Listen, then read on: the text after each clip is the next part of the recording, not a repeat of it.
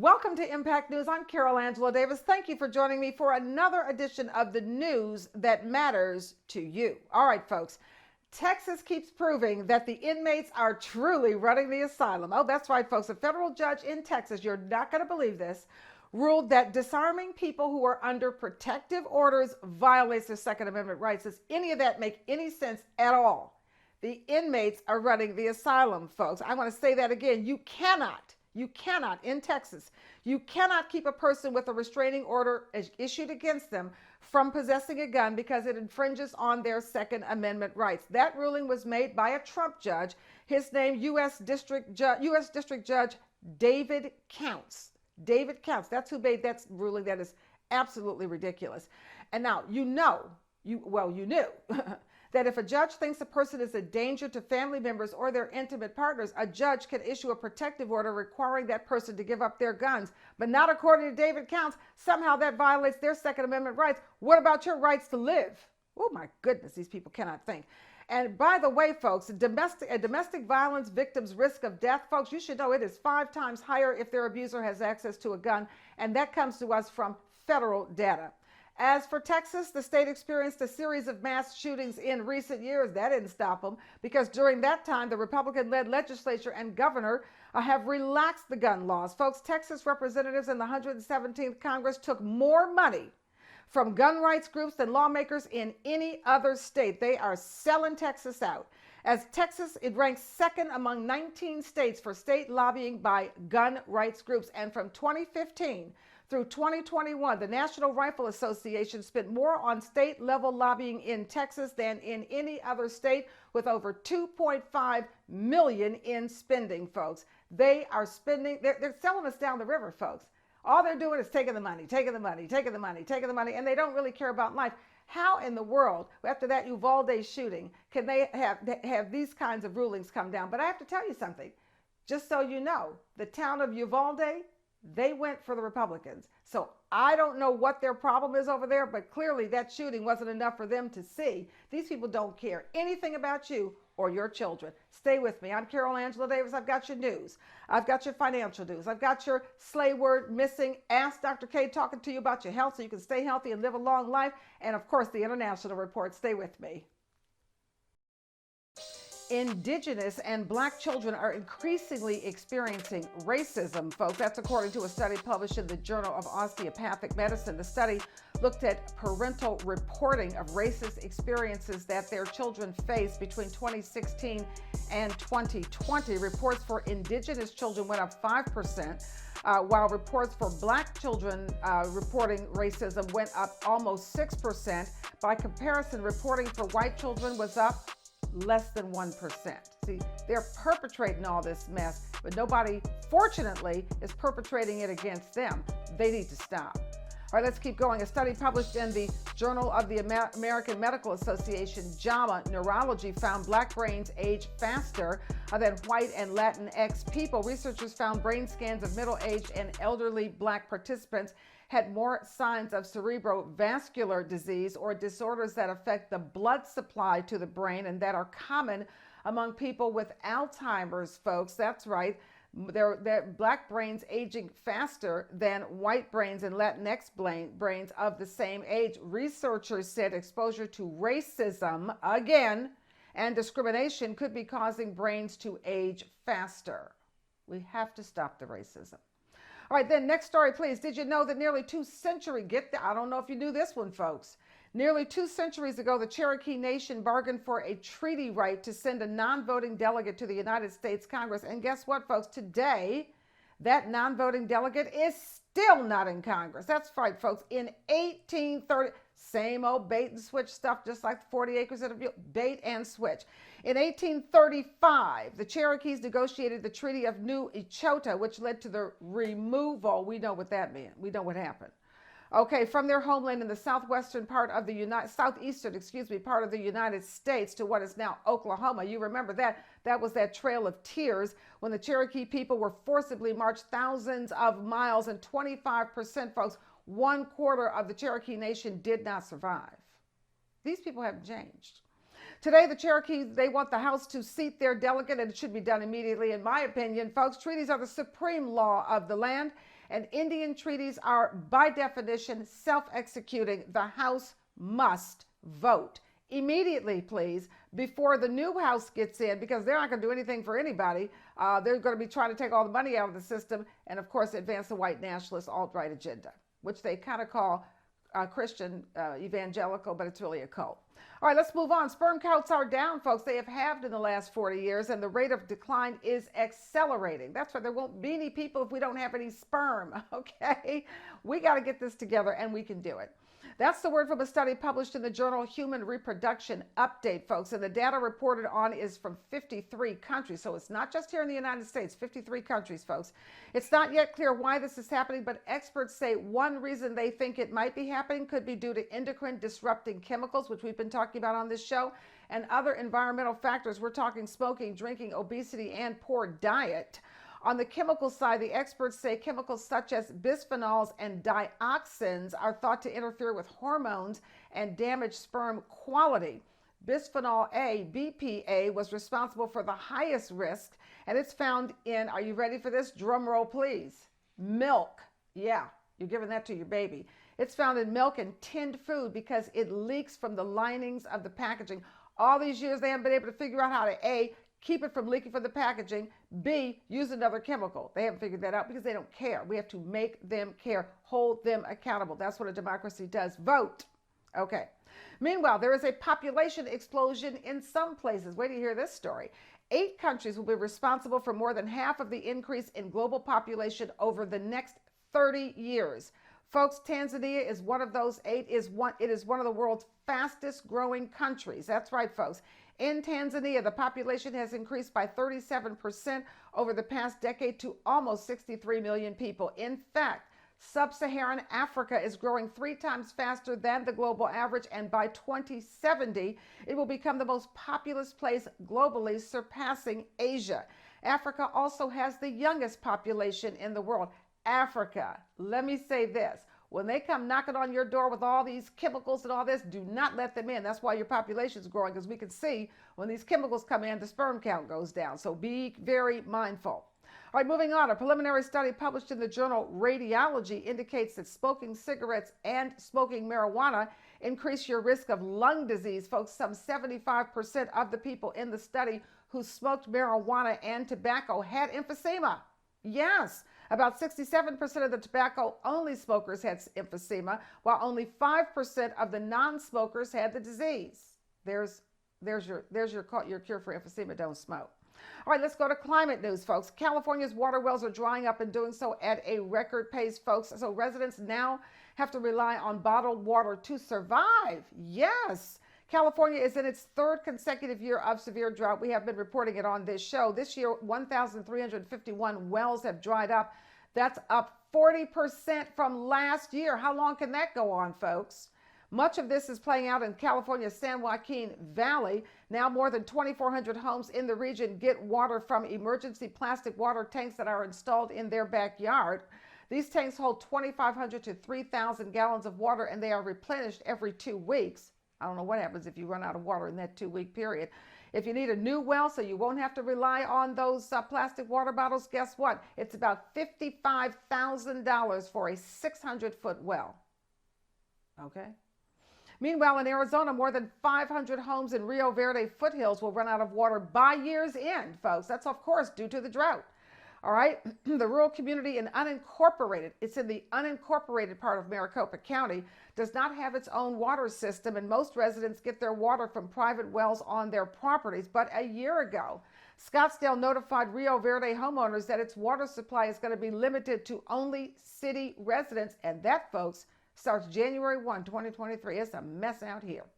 All right, now the drought is also affecting the data centers of big tech. Data centers generate massive amounts of heat, of course, because this happens through their servers because they are crunching so much data. They just use enormous amounts of power to get that job done. Water is the cheapest and most common method used to cool the centers in 1 day. 1 day, in just 1 day. Are you ready for this? All right, the average data center, and we don't know how many data centers there are out there, but the average data center could use 300 gallons of water to cool itself. Folks, that's the same water consumption as 100,000 homes. Okay, I don't think so. Much of the West and Midwest is in severe drought. Now let's look at the drought globally before we move on. The reservoir in the province of Zaragoza, Spain, that reservoir is losing a power plant due to drought. The Mequinenza hydro power plant, it doesn't have enough water to keep the lights on because of low waters in the reservoir that powers it. Now the Mequinenza power plant is the fifth largest hydropower plant in Spain. It will stop operating for the first time in its more than 50-year history, and that happens this month. In China, factories in Sichuan province, which gets 80% of its power from hydropower, those factories were forced to shut down this summer. That, of course, thanks to power cuts. It also caused malls and offices to have lights, air conditioning, and elevators shut down. In Norway, which relies heavily on hydropower, low reservoir levels have caused energy prices to skyrocket. And finally, in France, warmer rivers have caused a turndown in activity have caused them to have to turn down activity at nuclear power plants to avoid the risk of overheating. Oh, can you imagine a nuclear power plant overheating because it doesn't have enough water to cool it? Folks, we're in trouble. Let's put the fix in and let's do the hard work and get it done. All right, but there is some good climate news I want you to know. The federal government here in the United States, the federal government is okaying dam removal to restore the Klamath River Basin in California and Oregon. It is the largest dam removal in U.S. history. 4 dams along the lower Klamath River are due to be removed, reinstating access to more than 300 miles of habitat for salmon, folks, and improving water quality. We are making progress. We got to make it faster, but we are making progress. All right, looking at the midterm elections and those of Jamaican heritage who won elections here in the United States, Wesley Omari Moore is now the first African-American governor of Maryland and only the 3rd black person to be elected governor in America. Excuse me. Governor-elect Moore's mother, okay, she is from the Western Parish of Westmoreland there in Jamaica. Moore, though, was born in Maryland, raised largely in New York. He graduated from Johns Hopkins University and received a master's degree from Wolfson College, Oxford, as a Rhodes Scholar. Thank you very much. Okay. And there's Attorney General-elect Anthony Brown. He's going to become the first black person to hold that post in that state. He is the son of a Jamaican immigrant, folks, and we can't forget U.S. Congresswoman Yvette Clarke. She won her Brooklyn congressional seat for the 9th consecutive time. And don't you dare forget Congressman Sheila Jackson Lee of Texas, who also retained her seat. And this information does come to us from Jamaica's ambassador to the United States. Her name is Audrey Marks.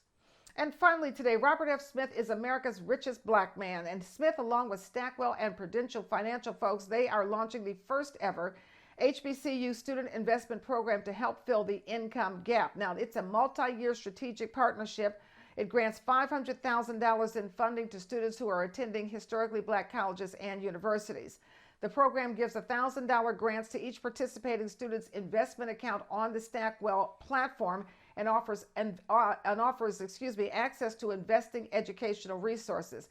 Now, who is Robert F. Smith? Well, you remember him because in 2020, he told the 2020 graduating class at Morehouse that he would pay all of their outstanding tuition costs, which was an estimated $34 million. Go do it, Robert Smith. If you want an application for this Smith Stackwell Prudential Initiative, you can go to studentfreedominitiative.org. That's studentfreedominitiative.org and apply. Those are your stories. Thanks for staying with me, but don't go away. You know, I got your slay word missing. Also, we got to Ask Dr. K, your international news and your financial news. Stay with me.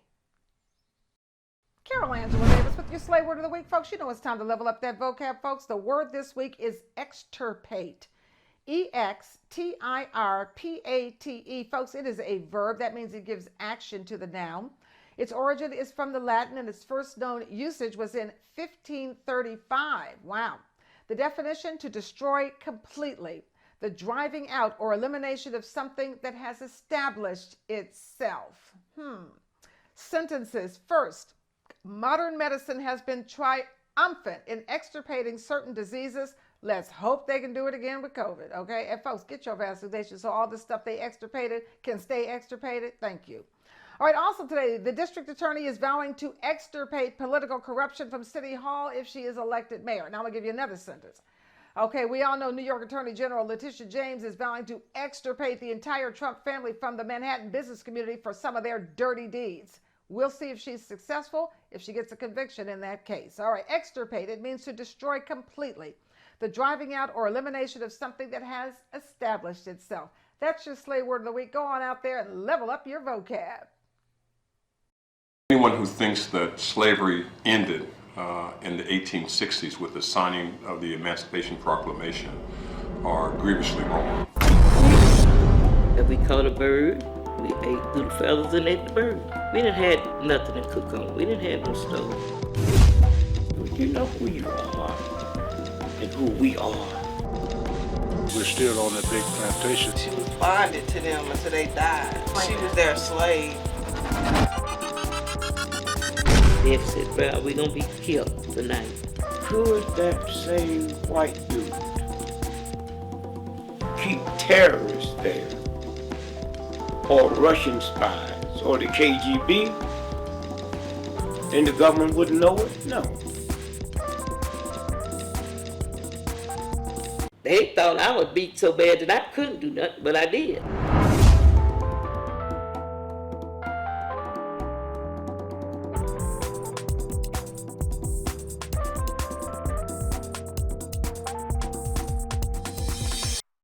Where are you? We're out there looking for you, and with the community's help, we're going to find you. Chicago police say Tiana Slater was 15 years old when she was reported missing from the 1000 block of North Milwaukee Avenue in the Noble Square neighborhood. Slater is 5 feet 4 inches tall, weighs 115 pounds, and has brown hair. She was last seen wearing a black windbreaker, light blue ripped jeans, and black gym shoes.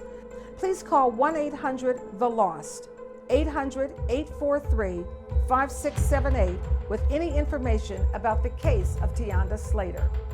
Where are you? Know that we're looking for you, and with the community's help, know that we'll find you.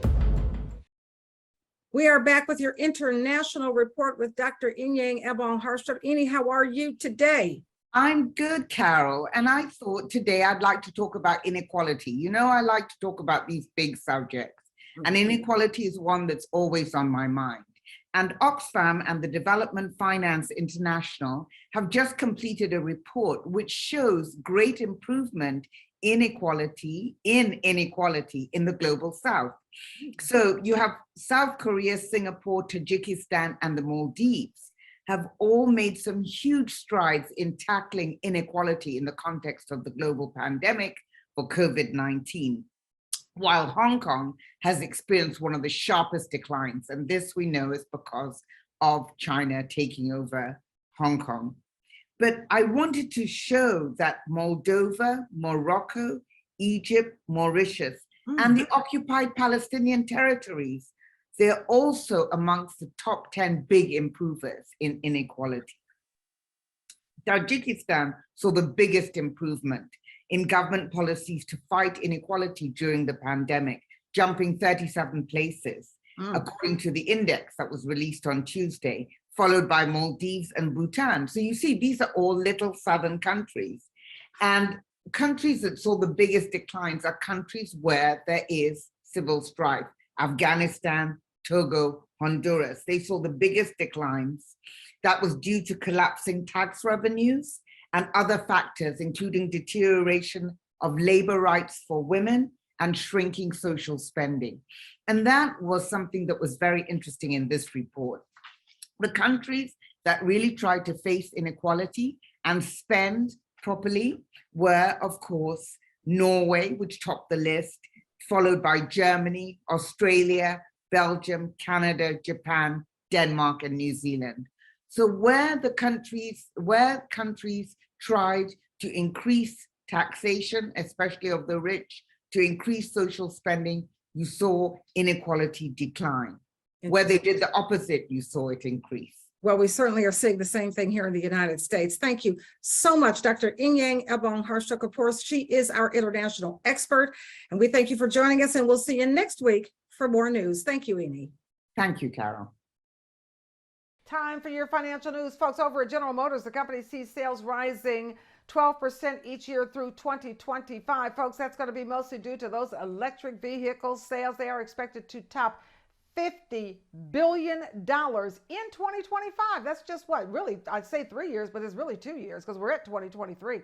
Detroit-based GM plans to build 400,000 electric vehicles in North America from 2022 through the first half of 2024. Production capacity will reach 1 million units annually in North America in 2025.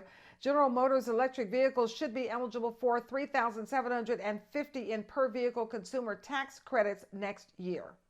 Okay, it's on. Let's go to house, but be careful because we got to talk about your household debt, folks. It's going up fast. In fact, it's rising at the fastest pace in 15 years. And it's mainly because of your credit card debt and your mortgage balances. Now, the credit card balance experienced the largest annual jump in more than 20 years, climbing to $930 billion of credit card debt. Folks, mortgage balances rose $1 trillion from a year ago to $11.7 trillion. Now, in terms of your credit cards, and let's face it, if you can't pay for it out of cash flow, meaning out of your paycheck, if you can't pay for it out of that, you don't need it. At least not now. Everybody says we're going into a recession. Don't get caught up. Stop using the credit cards and pay off your debt as fast as you can. All right, and finally today, can you believe that you have to earn over $200,000 a year to afford a typical home in 8 U.S. cities, and 7 of them are in California? You know that's a shame. They are San Francisco, San Jose, Anaheim, Oakland, Los Angeles, San Diego, and Oxnard. And the 8th city is Seattle, Washington. Folks, U.S. mortgage payments are up by an average 45.6% just in the last year. That's a disgrace. And interest rates for 30-year fixed mortgages are around 7%. You need to earn about $107,000 a year to afford a median monthly mortgage payment of $2,682, folks. And that's up from you only had to earn $73,668 just a year ago as of October. Is that due to Joe Biden? No. That's due to all these Wall Street moneymaker hedge funds that are buying all these houses, open door at all of them. They're buying all these houses in your neighborhood, and then they don't even, they just rent them, or they just leave them vacant so that one day they'll rent them. They're just holding the asset. Meanwhile, they're driving the neighborhood down. They ought to be ashamed. The neighborhood is going down because there's empty houses there, or there are too many renters, and the prices are going up. It's an absolute disgrace. America has let corporations have way too much power. I'm Carol Angela Davis. Stay with me. I'm just sick and tired of us not spending time together lately. I know, baby. I know. I'm sorry I ain't been spending time with you. I've just been working on this big deal. It's gonna bring a lot more money to the household for it. What you doing here, boss? Yeah, just checking to see if you still got it. You take this work. You partner. I don't want it back. I've seen the movies, man. I know how this goes. You see the movie, huh? Did you see Goodfellas? New Jack City? Everything I do is for you. Like, I just need a little bit more time, man. Fine bullshit. Like I said, he's gonna call any second. Why don't you take a look at this video? Guess what? It's starring you.